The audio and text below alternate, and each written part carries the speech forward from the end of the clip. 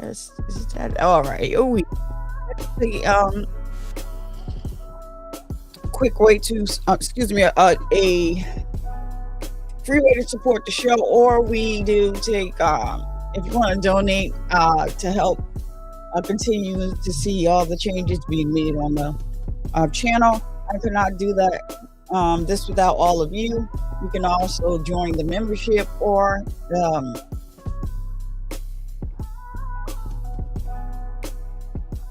you can contribute to our QR codes that are going to be on the screen for a Cash App or either Chime. All right, so enough of that. Let's get back to what is important. Let me say here, and for always, just drop a 1 in the chat if you can hear me fine, please.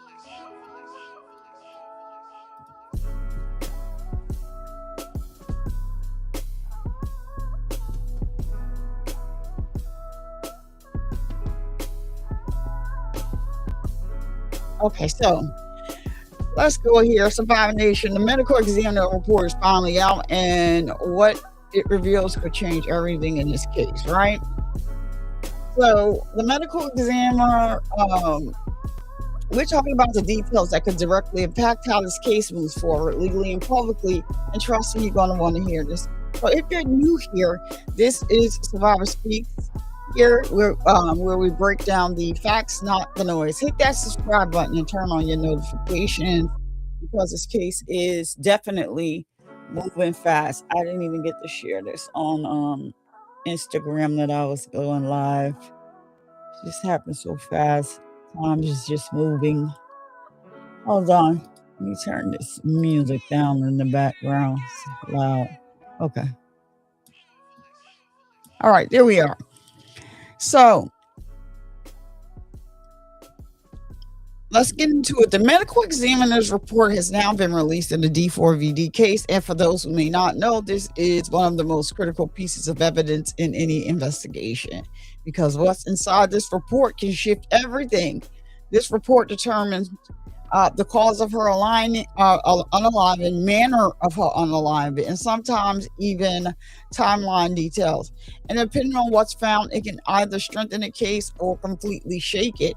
And this case, people are already asking questions.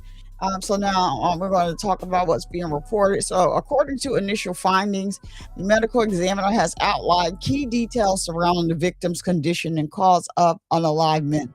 But here's where things start to get interesting. So based on the report, it indicates that, hold on, I knew that was going to come on. Oh, it's not there. All right, so we are, where were we? Stuff is just turning on in my ear. I'm sorry, y'all. So, the medical examiner report that came out yesterday kind of caused some confusion. I did watch some, a channel, and they were trying to break it down. But some are saying the report is strengthens this case, while others believe it raises more questions. So, what do you think? Once we're gonna watch a video from Law and Order, you can tell me what you think in the comments. Let us know if it clarified things for you or makes this a more confusing. So from a legal standpoint, this report can play a major role in charging decisions, bail decisions, and even trial strategy. And depending on how the defense responds, this could get even more complicated.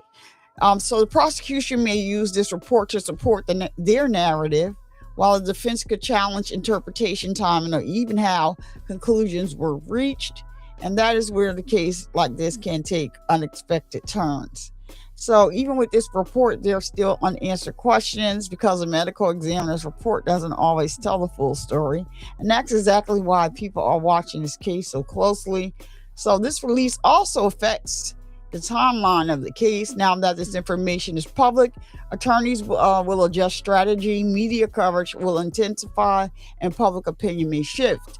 And we've seen that happen before, but for the most part, the public is on the side of justice for Celeste Hernandez. We already believed that, and still believe that David is definitely guilty in this case. So when you step back and look at everything, the report is not just about what happened, it's about how the case will move forward from here. So after I read over through the report or during the reading, if you think this is helping the prosecution, let us know in the chat. If you think it's helping the defense, let us know in the chat. So because depending on how this is interpreted, we can see stronger charges, legal challenges, or even unexpected developments. And something tells me that this is not going to be the last twist. At the end of the day, the medical examiner report is one piece of the puzzle, but it's a very important one. And now all eyes are going to be on what happens next. So I do want to hear from you. You can leave your comments down. Drop your comments under the video. And let us know about if this is changing your perspective about the case. So viewer discretion is advised. If you're someone that can't listen to or stomach gruesome details, then I would suggest that you log off, because what's in a medical examiner's report is disturbing at best. Celeste did not understand that Celeste did not deserve any of this. And if you were here for the short clip of the arraignment that they showed, David really showed no emotion. So Dr. Stephen G, somebody I follow here on YouTube, he does body analysis, and he definitely broke some stuff down about the case. And basically, I'm not even going to go through the things that I'm not going to show the video of that. Basically, what he is saying, that what he saw when the camera was on David, that he was standing there like highly confident, and that's because he has these high power attorneys. And if you've been here watching, you know that I believe he is an arrogant little piece. He's an arrogant. He's arrogant. He's a narcissist. He doesn't think he doesn't think anything can happen to him because of his celebrity. But he is definitely wrong. And Steve Fisher, one of our favorites over here on the Survivor Speak station, has actually come up with a timeline. We're going to take a look at that really quickly, because it's disturbing at best. It is disturbing at best to see what David was doing while this in between the unaliving of Celeste and figuring out what to do with Celeste's remains. It's mind-boggling at best. It's disturbing at best. Like, I don't know if this guy thinks he's some type of genius, but what I am going to say is that I believe they definitely has someone that has flipped on David. I believe that wholeheartedly. So just give me one moment. I just need to send something over real quick.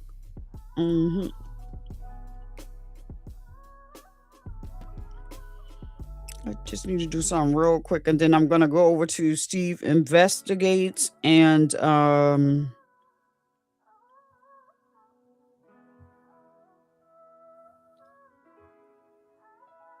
For hours, you crazy. I just saw your shit, what you sent on the dog. That no, he don't have a BBL.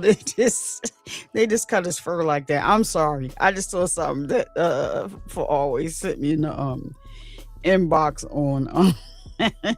So yeah, give me a one moment. I'm looking to see Burnett this she is.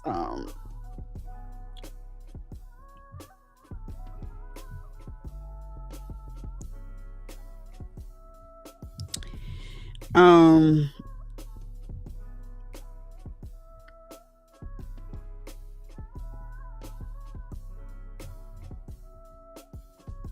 okay, so let me see. I don't understand why I'm having a hard time seeing because this is why I didn't post it to because where is my I'm not sure what's going on with this. Why I just wanted to post on Instagram that we're live over here. But my little thing didn't update. Why are I have no understanding about why this is doing this, but I wanted to get into that. So, you know what? Let's look at this. Let me bring over the law and crime video. We're going to take a look at that first, and then we're going to head over to Steve Fisher's page because he created a timeline based on the information that has come out during the arraignment and the press conference in the arraignment. So, we're going to definitely take a look at that because I believe it is so helpful and that it kind of gives you a more clear view of what happened with Celeste and what Davids was doing during this time. Well, y'all, I just truly don't understand. This guy has to be, and I have to say allegedly because I'm not diagnosing him, just to let y'all know. This guy has to be a psychopath. That's all I'm going to say. All right, so let me just put it right where he starts, past his music and all that, and hopefully, he don't have. All right, so here we are. Let me share the screen. Shout out to you if you're watching. Please hit the like button over here on YouTube and subscribe. That it's a free way to start the show. Share the video. That is another free way to support the show and let people know that we are live.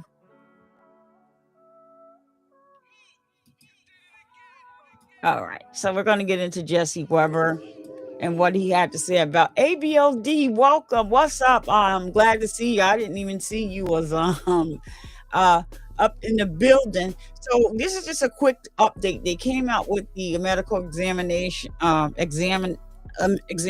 They released the medical examination report in the case of Celeste Hernandez Rivas. Viewer expression is advised. Because there are some very disturbing and gruesome details that you're going to hear about. And so let's jump right into it because I need to see what time they're supposed to be back in court today. And I will be live for that when they do go back, live today. Or are they going to go ahead and just continue this and wait some time out? We do know there is a extremely large amount of evidence in this case. So I just want to make sure that I am at least up to date. I don't want to fall behind on this, but yeah, the medical examiner released a report yesterday. Let's go.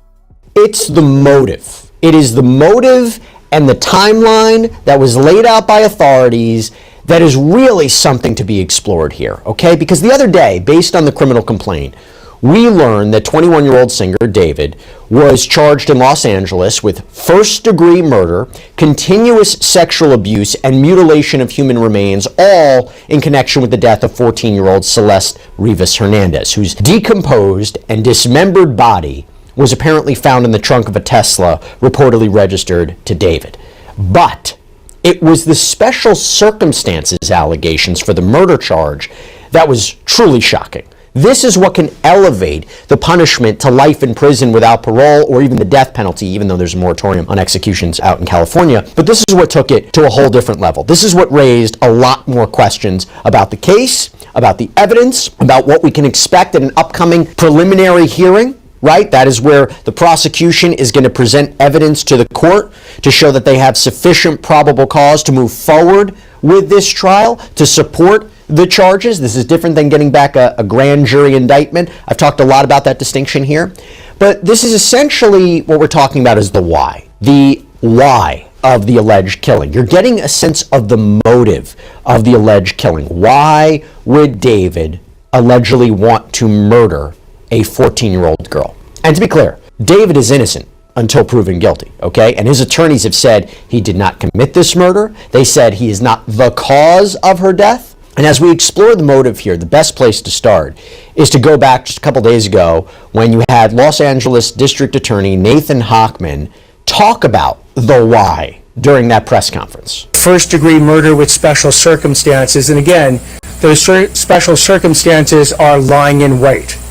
That Celeste went to Mr. Burke's home on the night of April 23rd, 2025, as alleged in the complaint, at his invitation, and again, was not heard from again.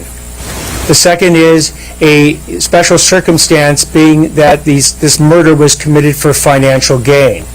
As the evidence will show in court, the financial gain was for Mr. Burke to maintain his very lucrative musical career that Celeste was threatening on that particular night. The third charge, in addition to lying in wait and for financial gain, is murdering a witness to an investigation. In this particular case, as the evidence will come out in court, the witness to the investigation was Celeste.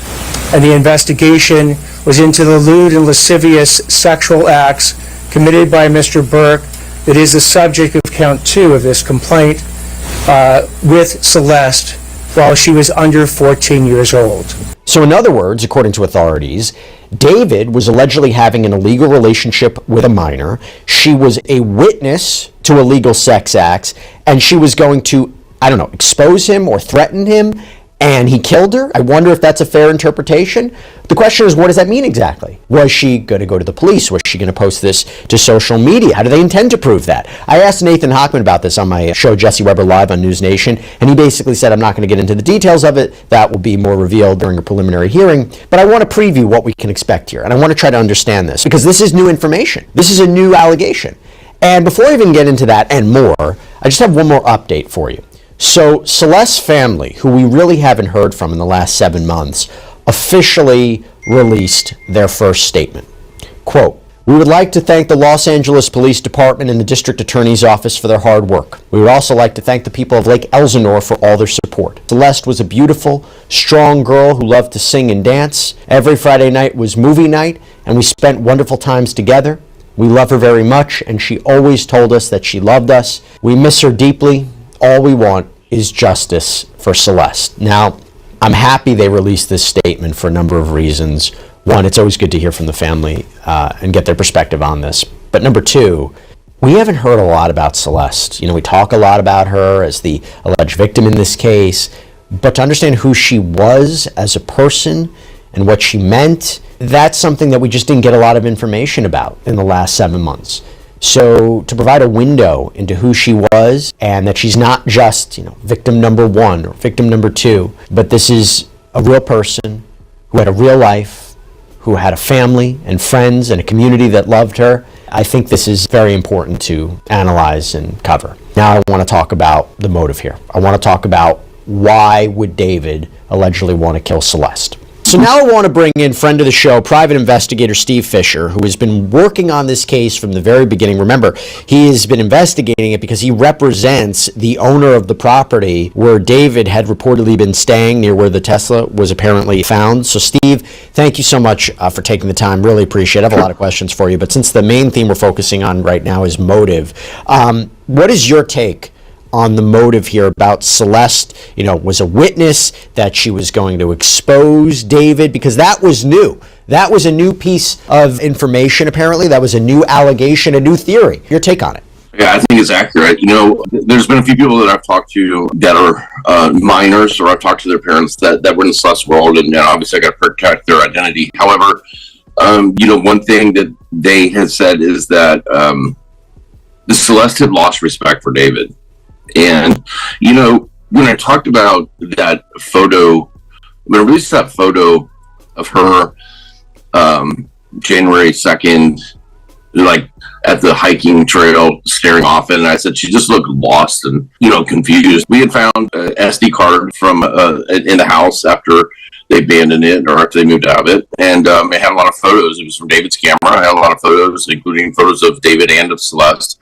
And the last photo that we could find of Celeste alive was January 2nd. It was on a hiking trail, and Celeste, she's wearing a hoodie, brown hoodie, which is his, and she just looked she looked very lost and confused, and I was saying that because I knew a little bit more of the story behind it, and that was that, Celeste had really lost respect for David. She knew that she had been, here she was, 14 years old, she'd been lured away from school and everything, because of him. And I think she knew that she was in a really bad spot. And I don't think they were getting along great. I think that she had lost respect for him. And so this makes sense. And I do think that he was threatened by her. So I was trying to get an answer from Nathan Hochman the other night when I had him on Jesse Weber Live. Was it the idea that she was going to go to the police? Was it the idea that she was going to post something on social media? And obviously said, the details will come out during the preliminary hearing. Any of those ideas make sense to you? I mean, was she about to come forward with this? I imagine what she was going to come forward with, if you listen to what the prosecution's arguing, is that she was having, an illegal relationship with David, or if she knew something like about him having illegal sex acts with somebody else. I don't think that's what it is, but you tell me. Yeah, so there's a couple elements to that. I think that, there was claims from the beginning. There were some photos that leaked out of David in Lake Elsinore with this paper bag and this transaction going on. And there was the teacher at her school that talked about people were extorting David. And I do believe that was happening. And then there's further proof, I think, that was happening. And I think David was understanding that this was kind of a grip on him. And then when you lose respect to the person that it's centered around, it can become a real problem. And then, not too long ago, I kind of put out there that there was this report. I tried to get the investigative reports from West Hollywood Sheriff's Department, the Sheriff's Office, which weren't directly tied into this case, but had jurisdiction over the other rental house that David was at, where they had that famous delete everything live stream. Well, when I requested those files, they said that they couldn't release them because there was an investigation in progress, and referred me to the Riverside County Sheriff's Department and the LAPD. So that pretty much said that there was an investigation ongoing that involved Riverside County, who was the agency that had the missing persons report. So I do think that they were looking into that relationship. How aggressively, I don't know. But these are all things that David was aware of, and he was questioning in that. Yeah, can you elaborate on how they'll be able to prove that was the motive, how they'll be able to prove that was the intent, right? I mean, just to give everybody an idea, Hochman had said there's physical evidence and there's forensic and digital evidence that we intend to present in court to prove these charges beyond a reasonable doubt. How are they going to be able to prove that he lured her to the house to kill her, and lured her for the purposes of killing her because he knew she was going to expose him, or that she was a threat? How do you think they're going to prove that exactly? Well, probably through a mountain of somewhat circumstantial evidence, I guess. And that is a weakness in this case, I think. When you're talking about physical evidence, at the press conference, he didn't even mention physical evidence. I don't believe he talked about how much digital evidence there was. And I think that this younger generation, a lot of them truly don't understand things can be recovered. You delete things, they're not truly deleted, right?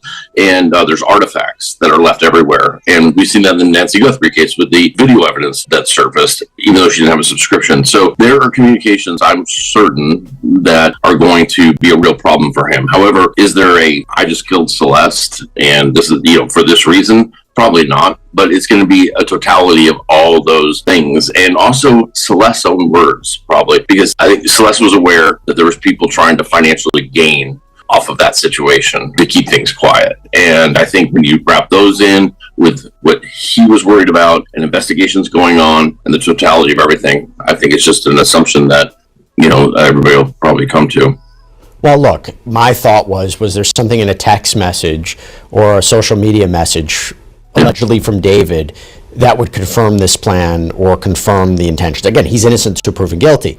But this goes back to another point that I raised with Hochman on my show the other night, was people look at this and say it's very hard to believe that this young guy, Singer, did all of this on his own. Killed her, dismembered her, put her in the Tesla, and had this plan. So it goes back to this idea, did he act alone? And Hochman basically said, look, the investigation's ongoing. If people have more information, we'll come forward. I still have the interpretation they probably have some cooperating witnesses and are waiting to see if they will remain cooperating witnesses. And I know he mentioned that when it came to a potential grand jury, there's cooperating and non-cooperating witnesses, which I thought was an interesting point to it. But I guess it goes back to this question, motive, right? If David is accused of killing Celeste because she was going to expose him, it does make me wonder who else had this knowledge and who else may have been involved. Again, assuming the allegations are true. Yeah. And I think your interview with the DA, said a lot, where he would not commit that there was not going to be other people charged in this. And I think he was also, letting it be known to them that if that cooperation tapers off, or if they're in any way not being fully truthful, they can be charged. I think that this case is built on 2 or 3 people's witness accounts. And listen, I'll just tell you, I think that the 2 biggest pillars in this case are going to be Neil Langston, and Rob Morganrath is a co-manager, whatever you want to call it, down in the management team. I think that those are huge people that probably know a lot. I'm not saying they were involved or directly involved, but I think they know a lot. And just the timing now that they've kind of nailed down of this April 23rd to May 5th timeline, going on, announcing the tour and everything, even makes me think I'm more confident in that. Can you talk about that? Because if we take the prosecution's theory here that he would do he killed Celeste to protect his career. Yeah. Why is that date so significant? Because you posted on X about the tour, and you posted on X about the significance of that date. So on April, their prosecutors are saying April 23rd, he lured her to his house, and she's never seen again.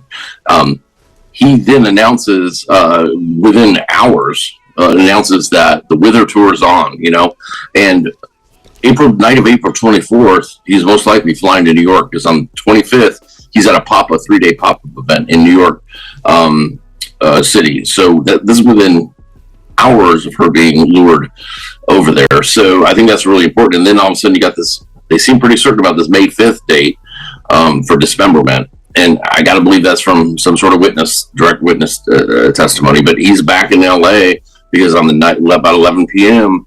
on May 5th, he does now deleted social media post, but we've recovered it from downtown LA. What about this Santa Barbara trip?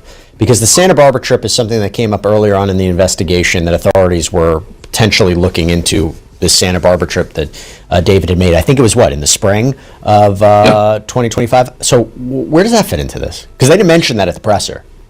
So we've never, when I've been asked about this, I've been pretty clear. We don't have any evidence of the Santa Barbara trip. The first we heard about the Santa Barbara trip was when LAPD referenced it in their news release. And we do have some photos. Now, these are before the time this would have happened. We do have some photos of him in the National Forest, but still in LA County. I do notice that the charging documents say for the dismemberment on May 5th in the county of Los Angeles.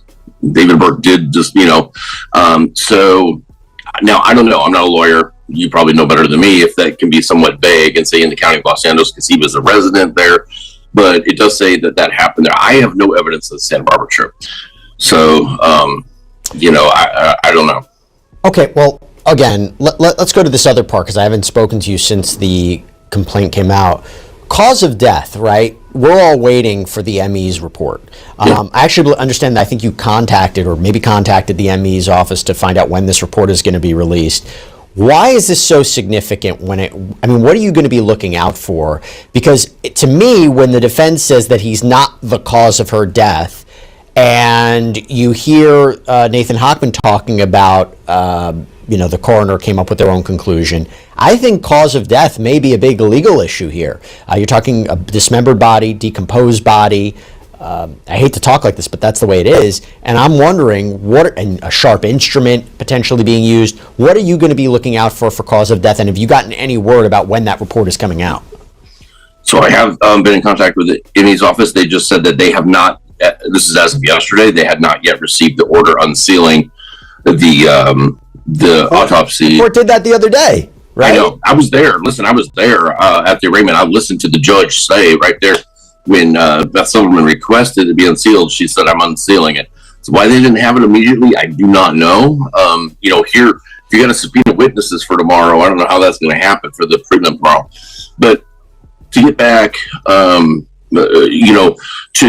the report itself and the cause, in Blair Burke, his attorney's written statement, she brought that up about it will show that he's not the cause of death. And I was there in person. She said the exact same statement in person to the judge. Didn't say anything about the manner of death. Allegedly, homicide, but says that he's not the cause of it. So it's strange. It seems like she's leaning on something. But she also said in court, Blair Burke also said that she does not have a copy of the autopsy. So I don't know if she's going solely off of David's statements to her or relying on that. But she did say she has not seen a copy of it. And Beth Silverman said, I don't know how we can go forward with the preliminary when she hasn't even seen the autopsy yet. So, do you think it's going to be delayed? Do you think this preliminary hearing is going to be delayed? I think what's going to happen is we'll show up tomorrow for the prelim. They'll have sidebar with the judge, and I think it'll be continued. I don't think it's going to be continued a long ways because I do think that this is also a pressure move to see what exactly and to get that discovery as quickly as possible and get as much of it as possible. And I think Blair Burke needs to know what kind of the real story is here. I think that everybody's kind of operating in the dark except for the DA side. Mm-hmm. Yeah, because they look, from a defense perspective, they have to be careful what they say initially. They can't make we know the person who did it. We're going to show you who the person who did it. That's not their burden, but they might also be just saying he's not the cause of her death because maybe they're saying we're going to bring in our own medical experts or they're saying we know he's not the cause of her death because he didn't kill her. He's not responsible. They may not be so legally focused. They might be more kind of in general terms speaking about that. I'm not entirely sure, but I also wanted to give you the opportunity.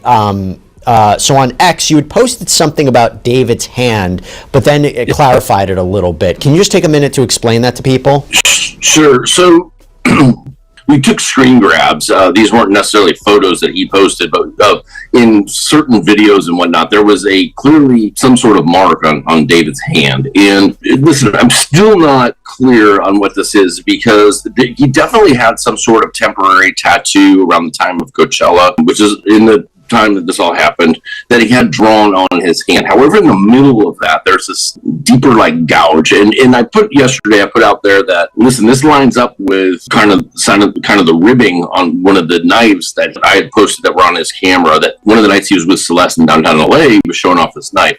I deleted it and I put out a post clarifying that, he does have that temporary tattoo, but I only deleted it because I'm not certain. I still think that could have been the temporary tattoo masking something or giving an excuse why I was there, because we have a image from I think it's May 9th.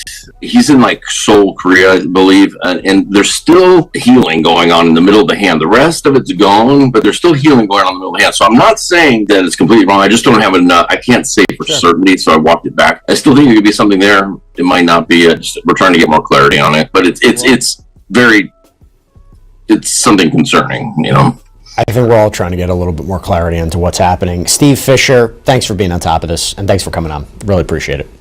Thanks for having me. And that's all we have for you right now here on Sidebar. Everybody, thank you so much for joining us. And as always, please subscribe on YouTube, Apple Podcasts. All right, and we are back. Let me, hold on.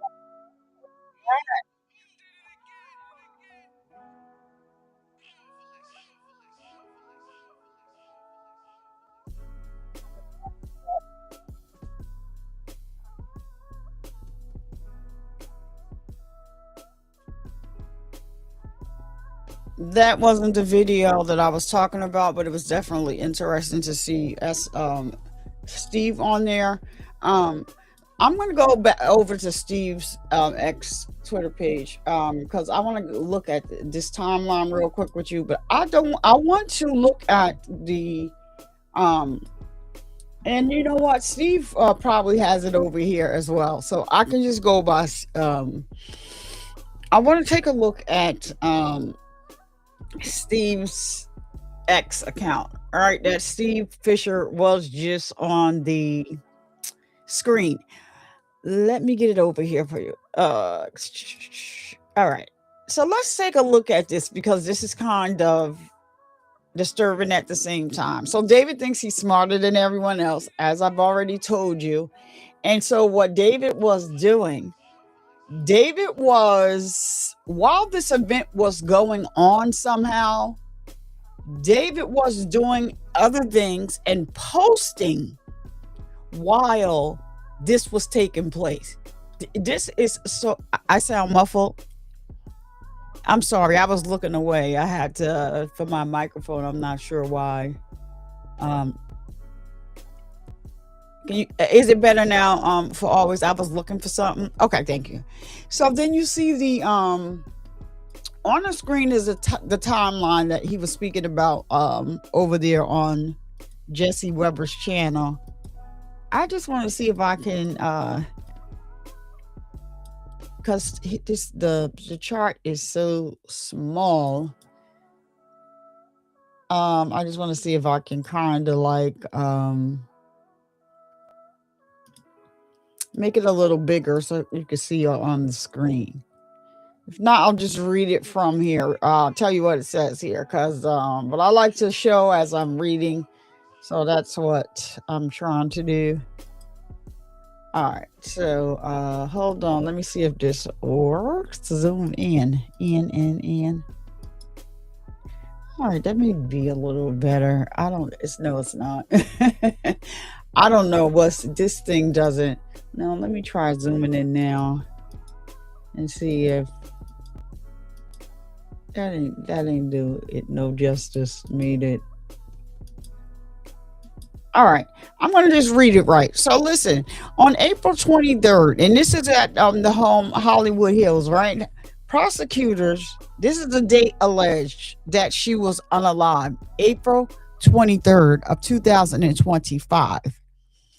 Prosecutors alleged that Celeste Rivas Hernandez arrived the evening of April 23rd at D4VD's David's, I'm going to just say David, rented Hollywood Hills home and was last heard from on or about this date. Nobody heard from her after April 23rd, according to Steve's chart and according to the what the LAPD said. So the press, David posted to the press that Withered World Tour tickets enter pre-sale on that very same date, right? On TikTok, he posted, what is 17:53 in Army time? Specific. He listen. I'm not about to do that all in my head, but TikTok, he posted at DV4 from his account at David on TikTok. It was DV4DD. Your prayers have been answered and it's finally here. He put that in all caps. I want y'all to know that This is the same day this Celeste Rivers allegedly was unalived. He simultaneously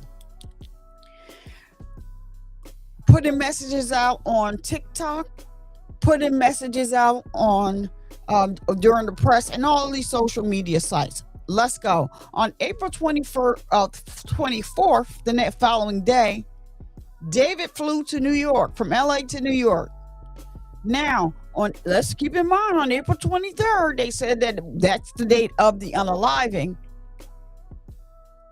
Allegedly, Celeste had not been dismembered as of yet. So where did he store the body at while he was doing this? While he was flying to New York, getting ready to make an appearance. And I tell you, diabolical. So on April 24th, he put out in the press that Withered World Tour tickets officially on sale. On Instagram, this is from David's page from a reel. My Withered World Tour is now officially on sale. You do know that this could be David going through the putting out this information, but it can also be somebody else around him. He always had a group of people around him, and so we know that Neo was his assistant at the time, but whatever.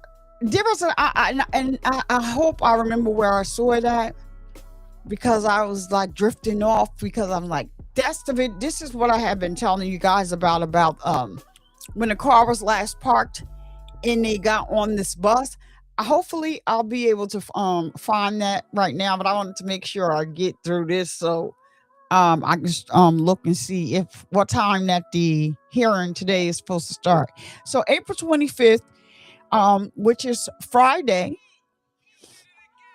unalived on the 23rd. This is Friday. He posted about album drop, Withered, Dark Room, and or Interscope release debut at number 13 on the Billboard 200. Live appearance April 25th. He put Band Lab times D4VD pop-up day 1, New York City, Union Square. He did a pop-up on April 25th. Afterlife perform live for the first time at the Band Lab pop-up acoustic set. David visibly breaks down, crying mid-song. Note on dating. Keep in mind the date. Most online aggregators date the surface clip April 26th, because that's when the widely shared Instagram reel went up for April 26th. However, the same performance had already been posted to TikTok the prior evening. A fan account clip went up at April 25, 16 hours earlier. A clip cannot exist before its filming, which means the performance itself happened on April 25th. This also matches Band Lab's published programming. Day 1, April 25, was the scheduled acoustic performance. Day 2, April 26th, was a non-performance creator workshop. The visual setting in the screenshot, red metal chair, yellow acoustic guitar held by an accompanying guitarist. David word mark on the pink Union Square pop-up. Wait, y'all gotta bear with me. This writing is so daggone small.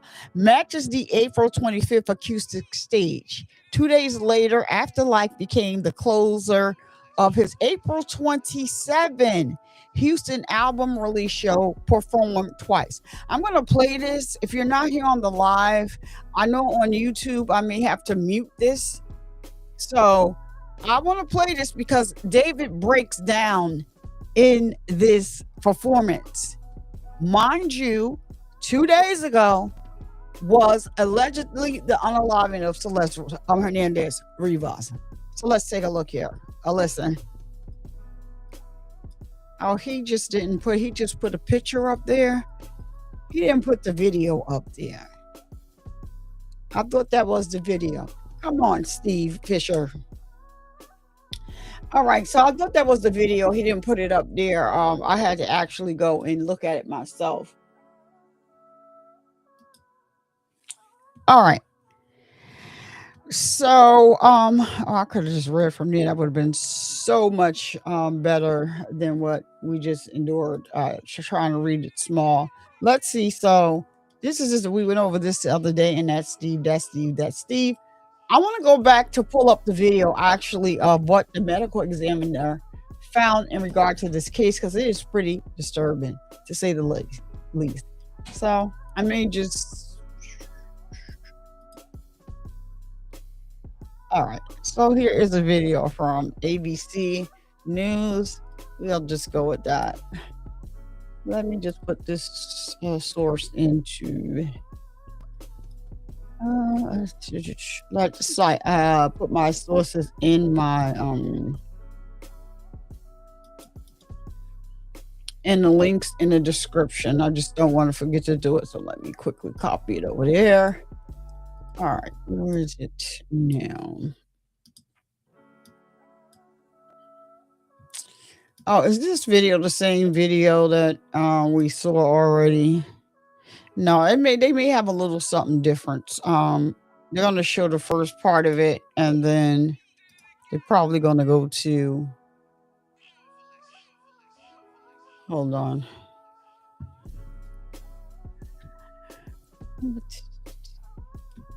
I gotta share this first.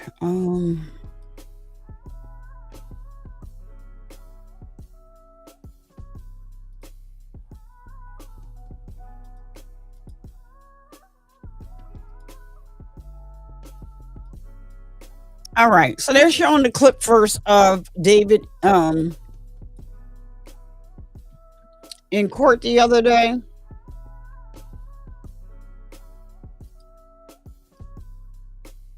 And then it should go into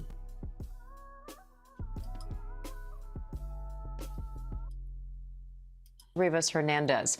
Yesterday, David Anthony Burke appeared in court for the first time, pleading not guilty. Hernandez's dismembered body was found in the trunk of Burke's abandoned car last September. Now, prosecutors say they're confident they can prove he killed the 14-year-old girl. But his attorneys say evidence will show he didn't. ABC's Trevor Ault has the latest. Harrowing new accusations against popular singer David, now charged with first-degree murder and sex crimes in the death of a 14-year-old girl. A parent's nightmare is a situation where your daughter goes out one night and never comes. Hold on, I want to skip through this because we saw this already. I don't want to do anything. All right, so they actually detailed it a little bit. Let's see. Yeah, they're still talking about the press conference. I don't want to go through. While I'm getting to a different point here, because hopefully I am looking for this. This just seems to be. This is not the. 14-year-old girl. Early in the case is what goes into this, and no, this is not what I want to show you guys. What goes so let me just. This is not what I want. Give me a minute. So I just want to let y'all know about something I do know, so that I can keep talking while I'm looking for what I am looking for. It is important to note that two of Celeste's fingers were missing. Viewer discretion is advised. She had a tattoo on one of her fingers that said David. We all know that there was a tattoo with the sh on it. That finger was not removed. She had a tattoo on her finger that was David. And that finger was removed, and so was one of her pinkies. All right. I want y'all to know and keep in mind when you're looking at David, the type of monster that he is. Yep, monster.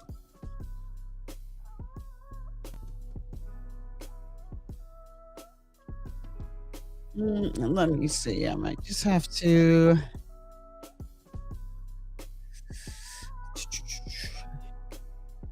I don't know. Everybody's. I saw Jesse Weber yesterday. Maybe I'm going to the wrong video. That's the motive. All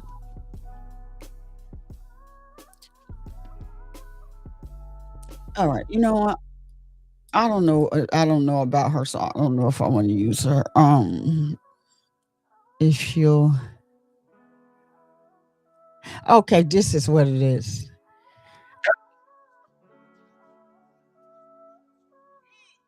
Hold on, y'all. Let me get this over here to y'all. This is the one I'm talking about. All right. So viewer discretion is advised. Trigger warning, all that. Let me make sure that he turned his music off. Okay. So trigger warning, y'all, because this is what I was looking for. I thought that was the other video, but actually they did that other video. That was the last video that he did yesterday. I'm glad I went through that because Stephen Fisher has been instrumental in this case, and so he does have a lot of information that he's bringing and showing. Oh goodness, where did it go?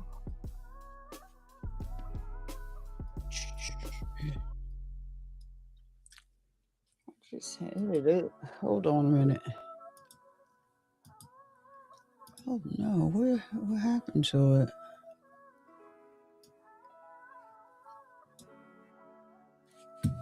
Let me remove this off the stage. All right. So but I did want you to see that Stephen Fisher information because he's been very instrumental in this case. And he has a lot more information, and as he's going to these court cases and making updates on his page. What the heck happened?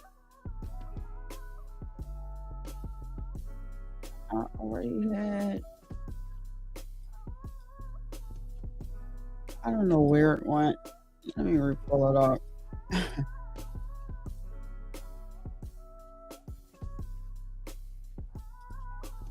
All right. If you're here and you didn't do it already while I'm bringing up this video, please hit the like button. Subscribe if you're not subscribed. Turn on all of your notifications so that you are going live. That is know when I'm going live. That is a free way to support the channel. Monetary donations are accepted but not mandatory. Liking the video, being active in the comments section, and sharing the video is for free. And hyping the video once it's over is definitely a free way to support the show. Yeah, we're on our way to 5,000 subscribers, and the room more consistency. Since I had been through so much prior to this, we're gonna get okay, here we go. There it is right there now. Yeah, I'll be back in the algorithm, and we welcome anybody that wants to join here and watch our coverage of this case as it moves forward. So, all right, this is it. Let's see. Is it? share this one.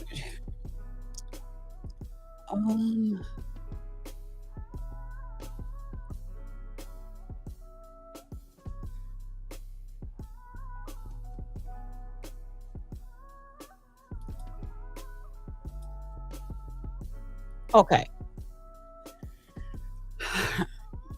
So let me move this over here to the bigger stage.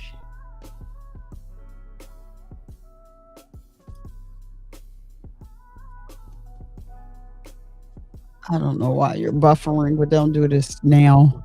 This is the coroner's report. So it just came in, right? So after David was arrested, after he has been charged with the death of, charged with the murder of 14-year-old Celeste Rivas Hernandez, this is what we've been waiting for. The cause of death. This has been sealed for months, and this is providing a lot of details. I'm going to tell you right now, it is very difficult to read through this. It is gruesome, but this is going to be a key point for both the prosecution and the defense. We know that Celeste's body, the body of this 14-year-old girl, was found in the trunk of a Tesla that was allegedly registered to David in Los Angeles back on September 8th, 2025.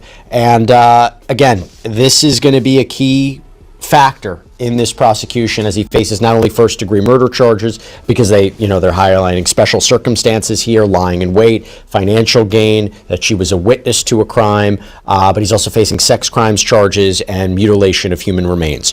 So I want to go through this. I want to bring on a special guest. I'm not going to do it by myself. I want to make sense of this. I'm bringing on Mary Jambelic, a former forensic pathologist and former chief medical examiner, to go through this. Mary, thank you so much for taking the time. Before we even get started into the details, I would be remiss if I didn't just start with the statement from the County of Los Angeles medical examiner. I'm going to read it verbatim. The County of Los Angeles Department of Medical Examiner determined the cause and manner of death for 15-year-old Celeste Rivas Hernandez as multiple penetrating injuries caused by objects. The manner of death is homicide. Ms. Rivas Hernandez was discovered at 1100 hours on September 8, 2025 in the front trunk of a vehicle in a tow yard in Los Angeles, and death was pronounced by a detective with the LAPD. A deputy medical examiner conducted an examination of Ms. Rivas Hernandez on September 10, 2025 at the DME's Forensic Science Center. The cause and manner of death were determined December 9th, 2025. A court order initiated by the LAPD previously prevented the DME from releasing its findings. And this is the statement of Chief Medical Examiner Dr. Ode Ukbo. After several months, I am grateful this information can now be released not only to the public, but also to the grieving family enduring loss. It is unfathomable they have had to wait this long to learn what happened to their daughter. The transparency of the information contained in our findings and reports is essential for empowering the community to make informed changes to effectively reduce fear and allowing the community to take informed action. Making the department's information publicly available is not just about accountability, it is also about social justice and prevention. By ensuring access to this information, we strengthen our ability to learn, to act, and ultimately to prevent the next tragic loss of life. I want to extend my gratitude to our partner agencies for taking the necessary step of filing an order with the court to make this disclosure possible. Mary, I'll first start there. It's not every day you hear a statement like this from a chief medical examiner. Let's start right there. That's true. Sometimes we don't want to release the specifics about the cause of death in an active investigation because perhaps it's information that only the killer would know. And so that's understandable that might be obscured initially. But I think what the chief medical examiner in LA is saying is that they had this information, they wanted to release this information, and they were thwarted in doing so. And when you hear, so I'm reading from it, right? So the date of the injury, they say, is unknown. The place of the injury is unknown. Pronounced date, time, September 8th, 2025, 11 a.m. Date of examination, September 10th, 2025. And it was completed, right? So December 9th, 2025. Is that time span typical? I think from September to December, that's reasonable because they're awaiting certain specialty. Did you hear that? They knew the cause of unaliving ever since December 9th, of 2025. But if you remember, the the LAPD prosecutors got a court order to put this under seal. Basically, they didn't want David's legal team are very experienced. He has a very, very, very high profile legal team. He's paying a lot of money for them. And so they didn't want to, I can understand from the LAPD side, they didn't want them getting any information that they would be able to study and basically, coach David when he came to court, because he would be the only one. Well, he's not the only one, but he would know what happened to Celeste Rivas. So Hernandez, all three names. I'm going to say her name. So they didn't want this to come out for that reason. And I know we were upset. A lot of the, attorneys and different pages were upset. But I think that it was for the best. You're not dealing with David is a psychopath, but he's not a genius, but he thinks he's smart. And so I think also by them not releasing anything, even though he knew that he was going to be on the radar, the suspense probably was eating him away. So I think that and weighing heavy on it, you could see it in the performances he did where he's saying Afterlife. So actually I only had seen one video where he broke down, but there was two.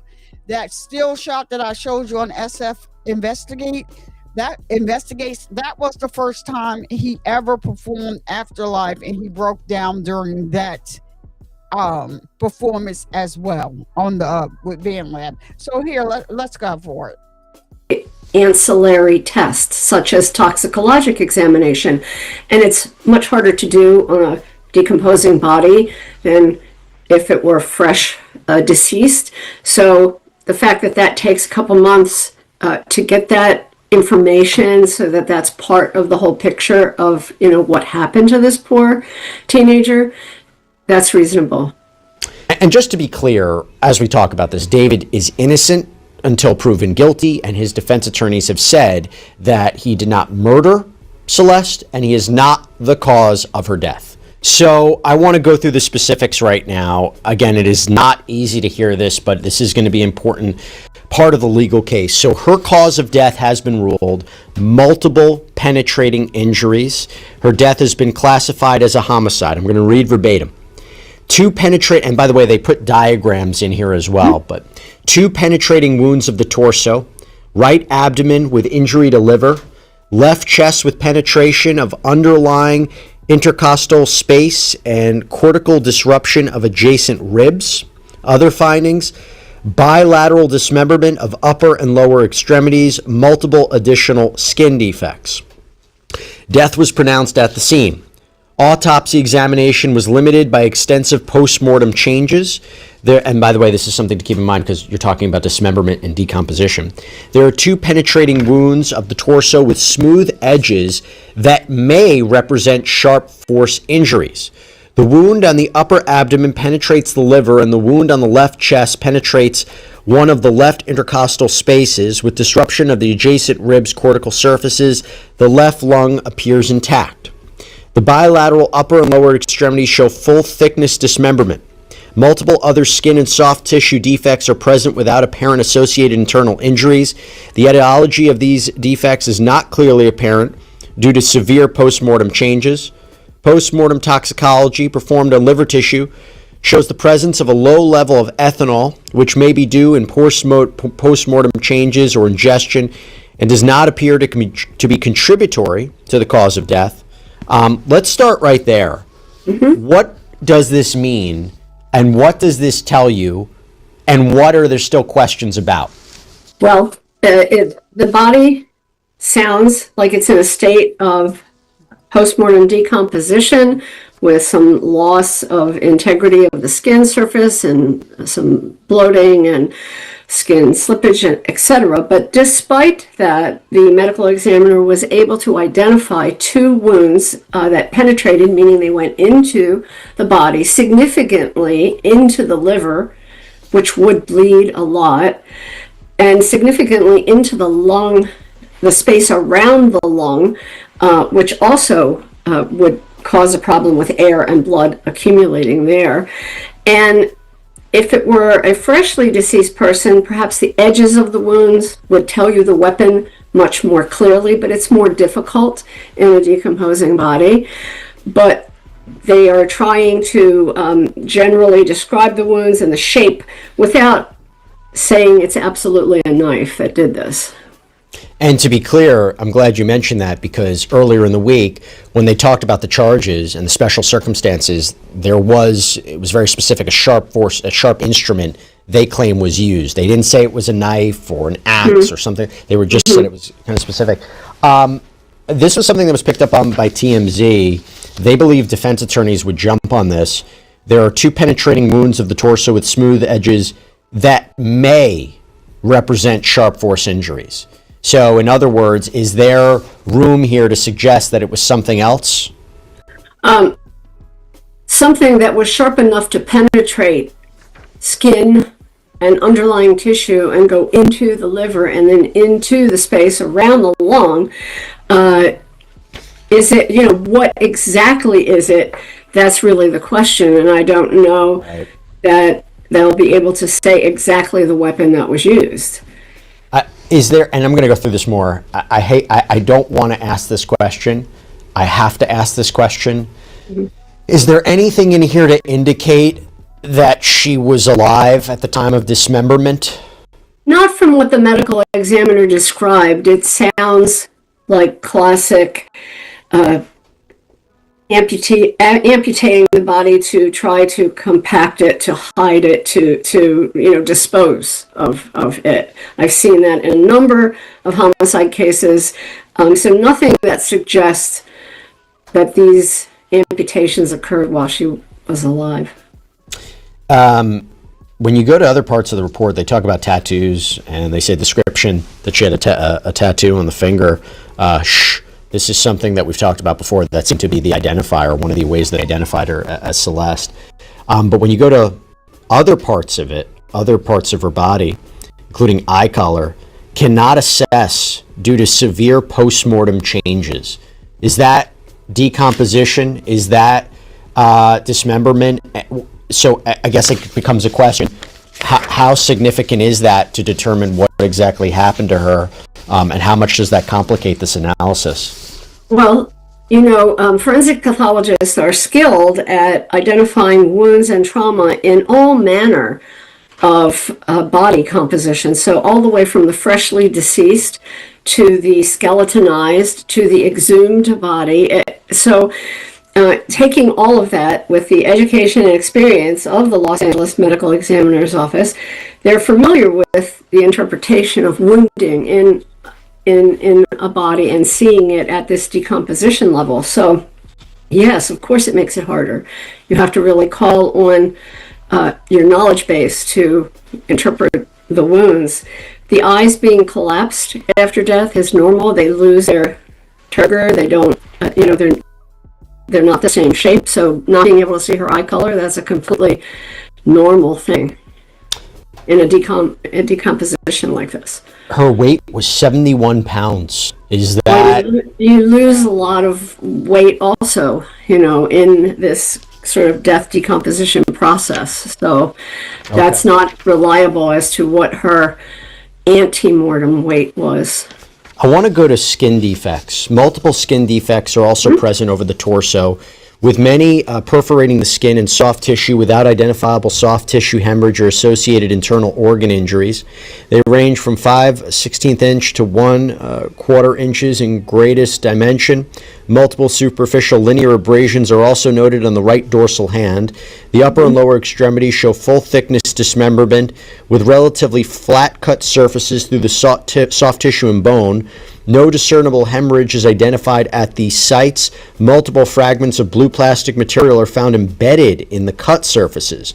Representative fragments are collected by medical examiner criminalists and submitted to the evidence department on September 8th, 2025. The right upper extremity is dismembered 9 inches from the top of the shoulder. The left upper extremity is dismembered 5 inches from the top of the shoulder. The left fourth and fifth fingers are amputated. The right lower extremity is dismembered in 2 places. One site is 12 inches from the top of the leg, and the other is 10 inches from the bottom of the heel. The left lower extremity is dismembered in 2 places. One site is 9 inches from the top of the leg, and the other is 15 inches from the bottom of the heel. It says the head is partially skeletonized with an absent left eye, and there is liquefaction of the soft tissues. What does this tell you about how she was dismembered?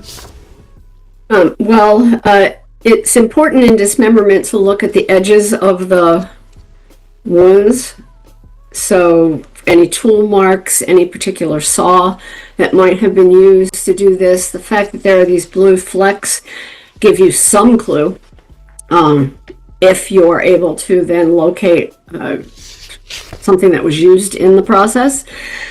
And just doing the careful tool mark analysis on the ends of the bones in all of the amputations, the fact that everything is together there in there's the body bag and then there's the trash bag with the limbs in it. They weren't discarded in different places. So you have a lot of material to work on to try to figure out what was used to cut through the limbs. What amount of effort or tools would be needed to do something like this? And based on the description, I hate to say this, is this someone you would suggest is sloppy, that has never done this before? Does it look disoriented in a way? Just trying to make sense of it. You know, it's interesting because many people, when they try to dismember a body, they'll try to go for the joint. Somehow they think that's a good place to go when that's a really complicated place to disarticulate a limb. And so the fact that they didn't go for the joint says something about their logic. They were making cuts, presumably to be able to confine her and fit her into a certain amount of space. And so they not only cut the legs in one place, they cut them in 2 places, to fit them in. Right. I think beyond that, you can just say someone's trying to hide the body. They are doing their best to compact the body to hide it, but they left it all there. So I can't really psychologically analyze that part. How is an eye missing? Is that from decomposition? Well, it's not really missing as much as it's all gone away. I believe there was mention also in the report of insect activity. Yeah, can you talk about that a little bit? They don't go into great detail about it or about how many generations of insects are there, but it's usually fly activity that we refer to, and adult flies lay eggs in moist places on the body, and then those eggs start to grow and become maggots, and then they keep getting bigger, and then they pupate into the next generation, etc., so forth.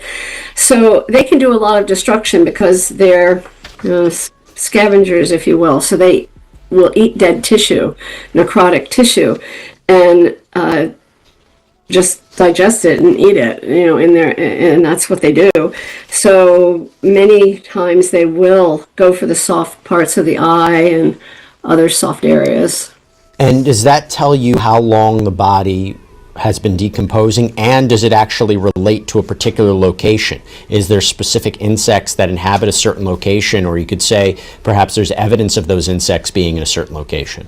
Yeah, I think that, the entomologists that do this work specifically, the forensic folks, they collect the maggots, they look at them, they see if there's pupa casings there, if any other material from the flies are there, to try to date it. That could give important information. The female reproductive tract. Okay, this is page 9.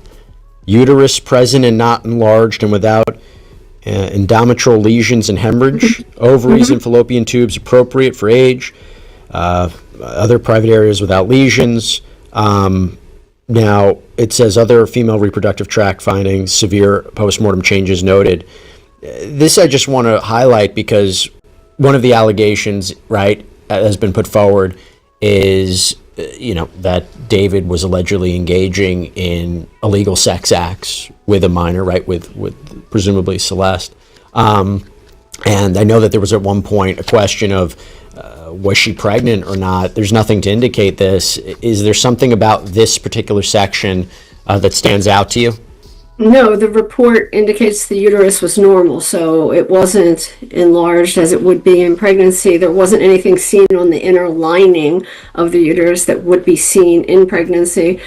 The external genitalia, the description is of decomposed tissue, so whether there was forceful penetration there, because of the advanced state of the decomposition, it wouldn't be seen. I just want to go back to the skin defects. This is a part that we didn't talk about, or maybe we did. I just need to know if this provides any more information. Skin defect, 3/4 inch. Entrance involving the right abdomen, 21 inches below the top of the head. 1 inch right of midline is a 3/4 inch length penetrating wound with smooth edges. The wound is orientated in the 3 o'clock and 9 o'clock directions. Path, the wound track sequentially perforates the skin and soft tissue of the right abdomen and the liver. The wound track has an approximately depth of 1.5 inches front to back.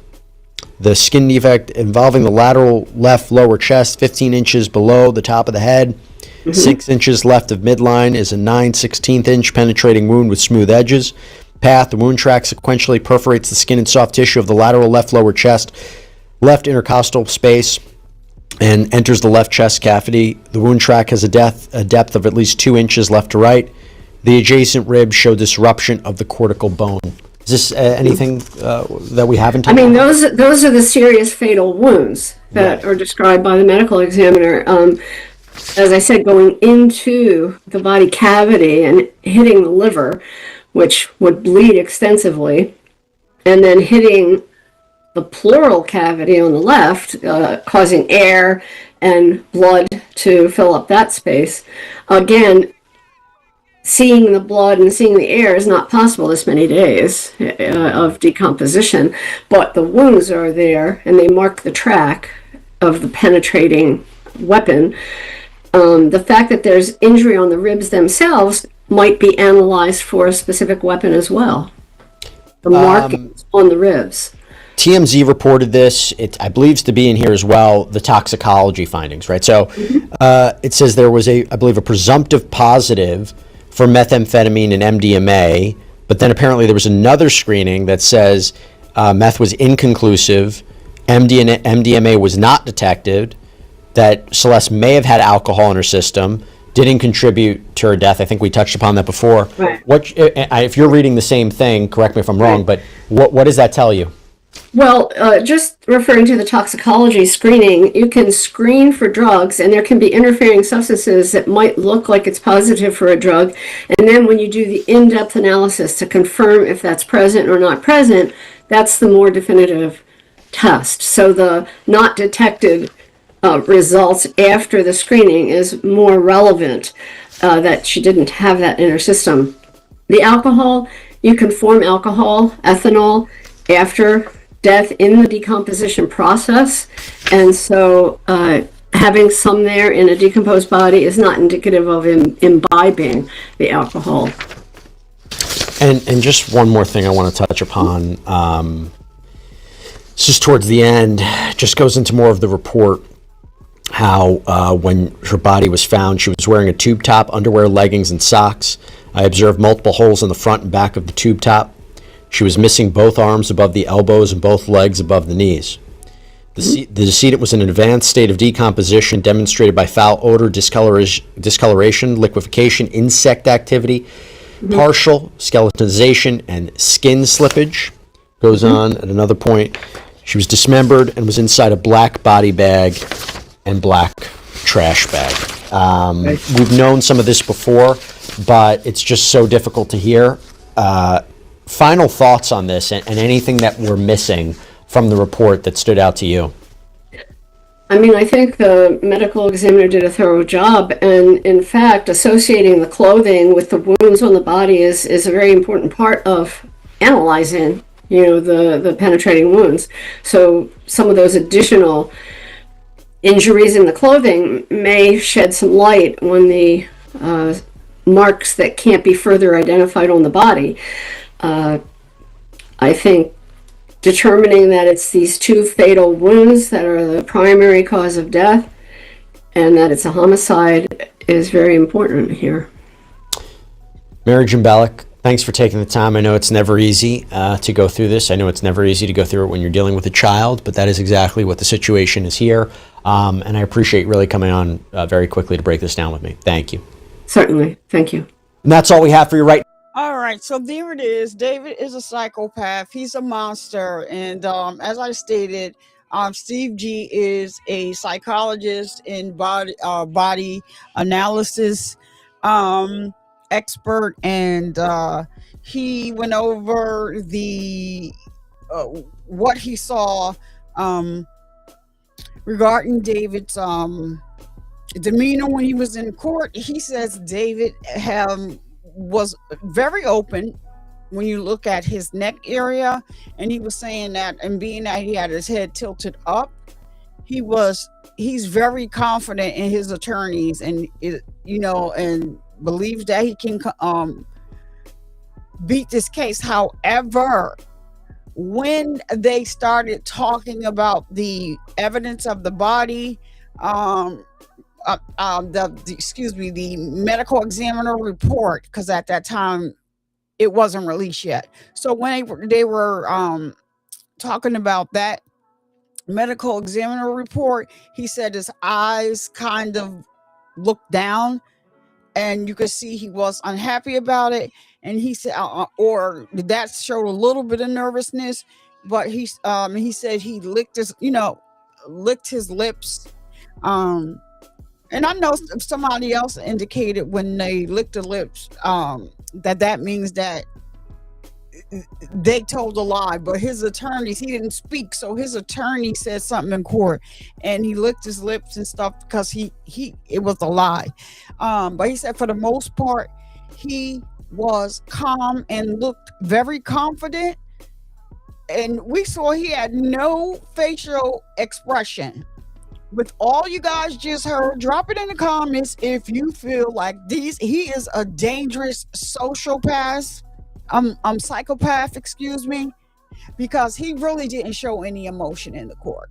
But he did this head nod. And so Steve said that is showing that once again, he's very confident in what his attorney said, and that he actually doesn't believe that his behind is going to be convicted of this crime. I think that Neo is going to play a significant part in this trial. I believe that Neo flipped on him based on the post that we saw him posting on Instagram. And then I also believe that there's going to be some more of the moderators and stuff for all of his social media pages. Specifically, there's a young lady who was on that tour bus with them once the Tesla was parked. Let me see if I can find this video, y'all, because it's disturbing at best. And then I'm going to get off of here because I want to see what time the hearing is supposed to be starting for today. And I want to make sure that we are covering it live. But let me just see if I can find this picture real quick, because it's quite disturbing, right? Even though she was unalive, according to what they're saying, that she was unalive April 23rd, the dismemberment happened around May 5th. Y'all with me? April 23rd, May 5th. Where was she stored? That's where the information that allegedly never, I don't know if it was speculation that they may have put her in a freezer. Listen, this case is going to be wild, and we're only going to get the answers when do the preliminary hearing or when he goes to trial. But I do know that this case, it is crazy, it is complicated, it is all sorts of things. But for you, because you want to move on with your life and continue with your success, to cut this was a baby, y'all, to cut her finger off because she had your name tattooed on her finger, and then there was a pinky finger missing. I don't know if he took it for a memento or some type of treasure or gift or whatever. I'm just gonna say I don't think it's his first time. Now he may not have ever, I'm speculating here. He may not have ever unalived a human, but he's probably somebody that mutilated and unalive pets. Normally that's how that starts. I'm just saying. Normally that's how that starts. And so I just don't believe that this is his first time unaliving anything. That's what his music is about. And I think he made music. He was so into that type of music. So some of this music came out before her unaliving. I think that he has an alter ego. Atami means Japan in Japanese. And basically, if you look at his interviews, he's basically laying out how this is presented. Understand what David is doing, right? He's putting this music out. This is artistic expression. Oh, this is freedom of speech. This is this. This is why I'm saying with the attorneys that he has, they cannot heavily lean on the videos of David, the music that he made. They need to be heavily weighing on the evidence, the digital footprint that they have of him, those 40 terabytes. They need to have some stuff coming from there. But the cherry on top is going to be people that flipped over on him. You have to remember, David is 21. The people that hung around him was around that age. They are not that bright. They may think they are, but they are not that bright. It is also, they're saying that it was done, she was unalive with a sharp object. There was a chainsaw that they found also. Not saying that was what they used, but that was what was in the house. When Steve saw the burn cage, also there was a chainsaw there. They're not sure if that's what they used. They don't believe that she was even dismembered there. But we're going to have to wait till they start, going through some evidence or during the trial to really get the full picture in the details. But David, you tried it, but I don't think they should be relying on his lyrics, the lyrics of his song. And I don't think they should be relying on the visuals that he put out there. Even just as disturbing as the song that I played for you guys yesterday, it is in the video before this one. They did not strike for that. So you can go and see him holding like he's playing a song. The lyrics are crazy. And he has Celeste, her voice in the in a song, playing a song. How disturbing is that? Hold on, let me just see if I can pull this up, this image, because I wanted to. Let me remove him off the stage. I wanted to see that you guys to see this, because this is after they parked the Tesla.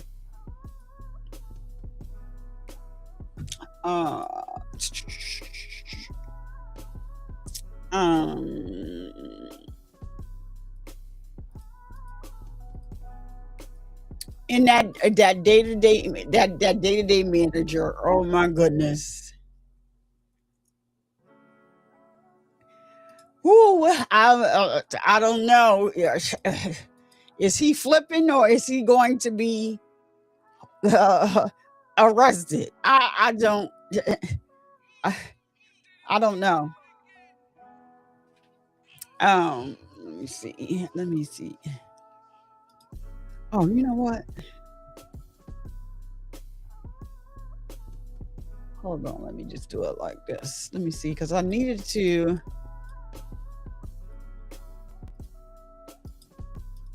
Because I want to put something in perspective here, because this is crazy.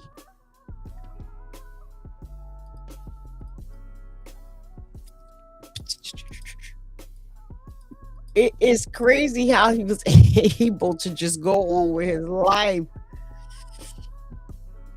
And oh, y'all, you know what? I found something else though. We did talk about this yesterday too. Let me show you something real quick.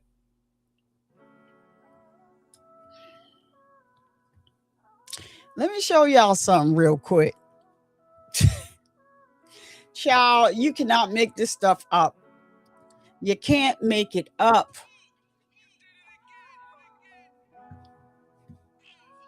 I need to show you how this, because this is crazy. Yeah, I'm so bothered. I am so bothered. Okay, there we go. Sound on? Okay. Let me make this a full screen if I can.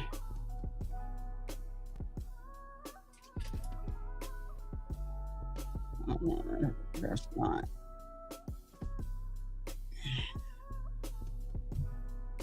I want to see. I want to play this. No, it's not going.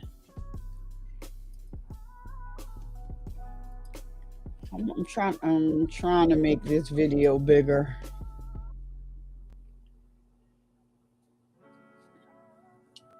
Because I want you. This guy is really.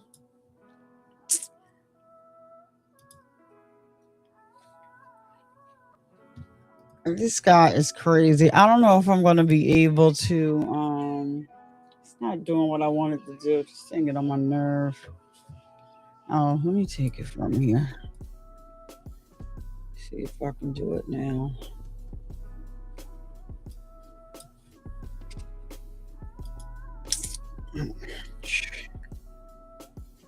It's just not allowing me to.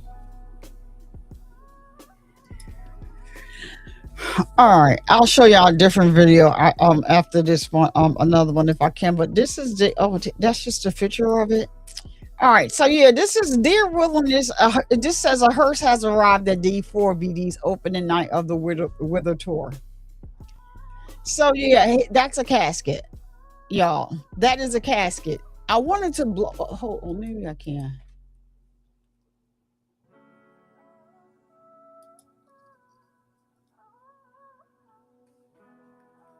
No, that was. I thought that was a video. I was going to play it. That was a picture of David. That was a picture of David. And if you hear them saying that they believe, because David sold shirts that looked like they had blood on the front of them, that is paint. That is not her blood. They debunked that a while ago. Her blood is not her blood is not. They debunked that whole thing about her. He used her blood to mix in with the paint and put it on in those shirts. You know, let's not go overboard, people. It's just crazy to even think that way. Give me one moment. I'm not able to find. Every time I'm not looking for something and I'm not even doing anything with and I may just be online looking at something and I see it, but then when I go to pull it up, it's not there. I mean, I can't find it, brother. It's getting on my nerves. Hold on, let me see. I don't think. All right, I don't want to put up any still shots. I was wow, the bus thing I wanted to put up, and now I can't find it again. I'm gonna make a mental note for myself that the next time I see that video of the tour bus where they're eating chicken sandwiches, I'm going to make sure that I save it because I want you guys to see that how he was on the tour bus, showing off the tour bus, and because the female that I'm talking about, the moderator that I'm talking about, the girl that everybody thought was not cooperating and that she was the witness they were talking about, but they was talking about David, she's also on that bus. So that is why I was trying to find that image for you. And so all four of them are on there and they're eating chicken sandwiches and he's showing off his god daggone tour bus. So I say four people was him, Neo, and that the manager, his manager that goes everywhere with him, his day-to-day manager, his handler, if you will. So that's what I was looking to show you, but I am not able to find that video. Next time I am going to make sure it's not coming up for him here. Let me see something. If I can find it, because I know I watched it yesterday. Let me see if I can find it. If it's I could try this way.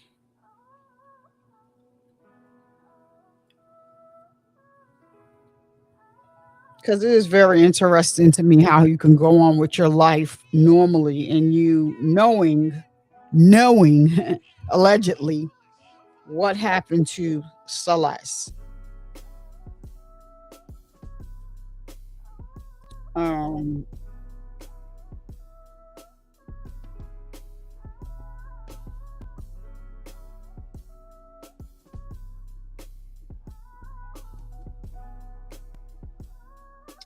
Hold on one moment.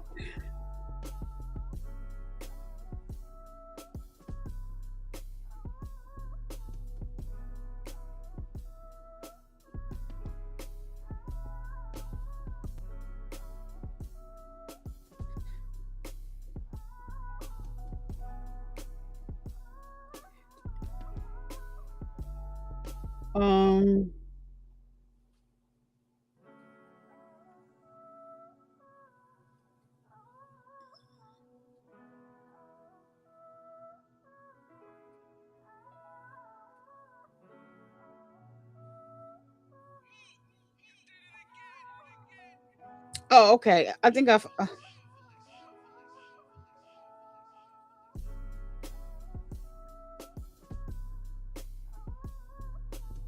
All right, I'm about to show y'all. I got it. Let me see if I can just. Hold on. Let me see if I can pull up mine. Hold on. Let me see. Let me go to this. Hold on.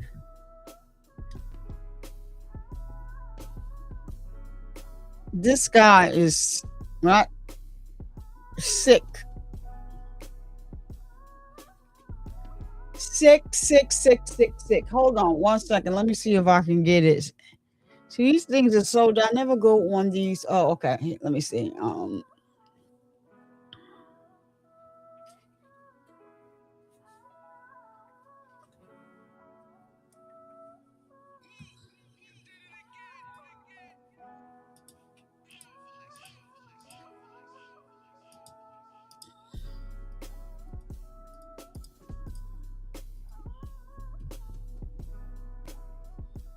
All right, we got it. We got action.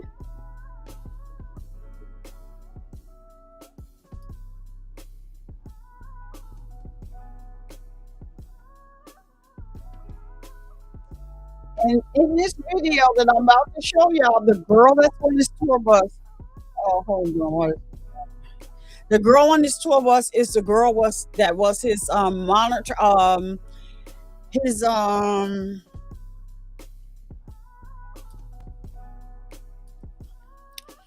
She was his moderator. This is the girl that was laughing in a different video.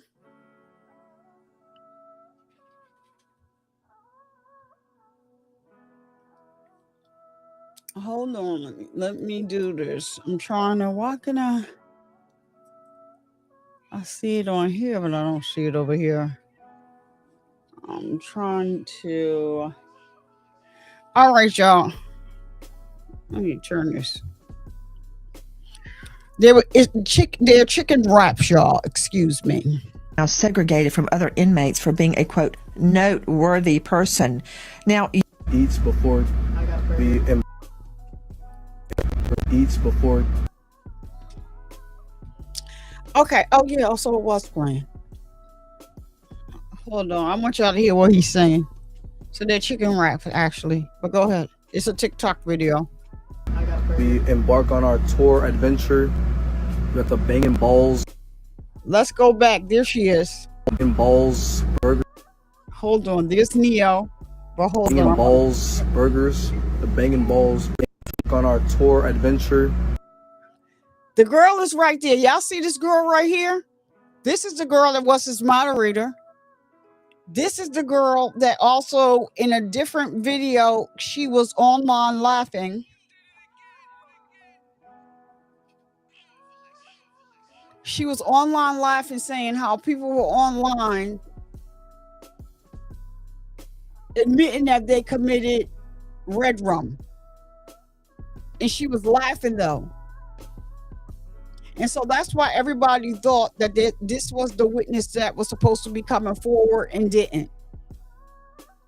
But she definitely was on the tour bus. This is the tour bus after the Tesla was parked. All right, let's go. Got the Bangin' Balls burgers, the Bangin' Balls tender, tour bus vibes, studio in the back because we making music called Tour. You know where it's at. You know what it is. Why am I talking like this? I don't know. See y'all in San Francisco. First show on the way. We're gonna get naked on stage. Eats before we embark on our tour adventure. Got the Bangin' Balls burgers, the Bangin' Balls tender, tour bus vibes. Studio in the back because we making music called Tour. You know where it's at. You know what it is. Why am I talking like this? I don't know. See y'all in San Francisco. First show on the way. We're gonna get naked on stage. Eats before we embark. Okay, so he says, see y'all on tour. We are going to get naked on stage. You unalived, allegedly, unalive this young girl, and you're showing off chicken wraps, hamburgers, and chicken sandwiches in a studio on the bus so you could continue to make music, and there was also a bed back there. And why am I talking like this? That's what he said. Why am I talking about this like this? We're about to go on tour. We're about to get naked on stage. Are you kidding me? You're a coward. You're a coward. Your 15 minutes of fame is over. Period. And the people that cannot separate music from the man, bullcrap. It is what it is. Bullcrap. Because guess what? When you listen to his music, unless they make it where he's not getting his music, it's going to be, he's going to be essentially still making money. They have not pulled his music off of the social site yet because he's not guilty. He's innocent until proven guilty in the court of law by a jury of his peers. I'm glad that I had that thought, so I can make sure I throw that in there during this video. But yeah, he's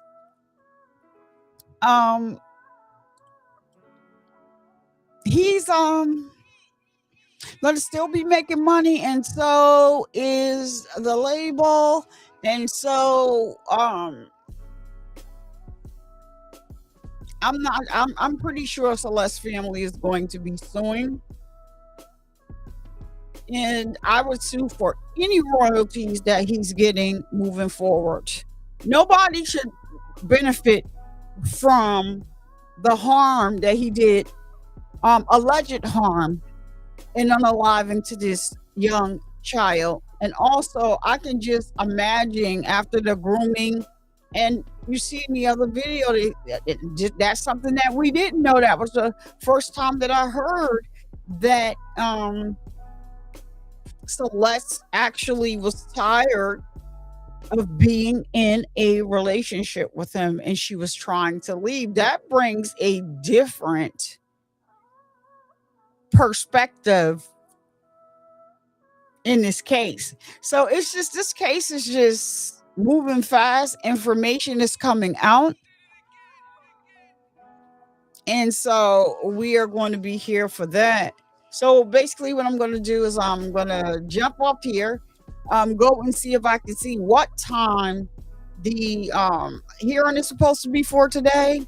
And then when they go live, hopefully they're live streaming it, and we'll be live as well.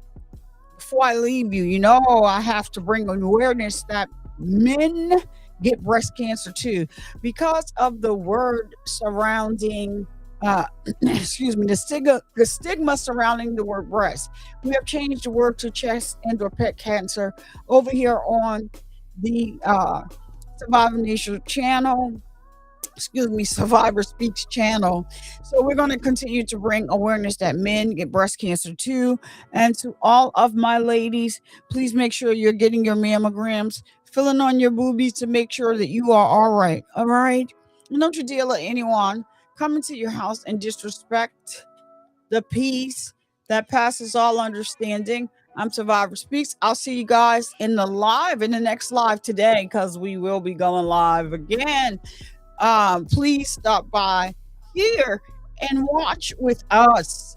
If not, watch with your favorite content creator. But you can come over here and give the channel a chance.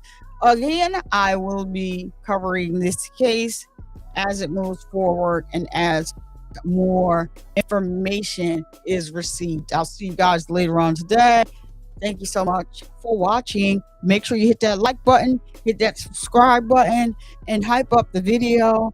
I appreciate you all. I cannot do this with you, rebuilding my community to make sure that they are here through live streams and through content without any of you all. And if you're on the replay, I love you guys that tapping on the replay as well, and make sure you are hitting the like button and hyping up the video as well on the replay. I thank all of you, and to all of my members, I do thank you as well. I'll see you guys later. If you have made it to the end of the video, you are the real MVP. So don't forget to comment, like, share, and subscribe. And I'll see you guys in the next video. Thank you so much for watching.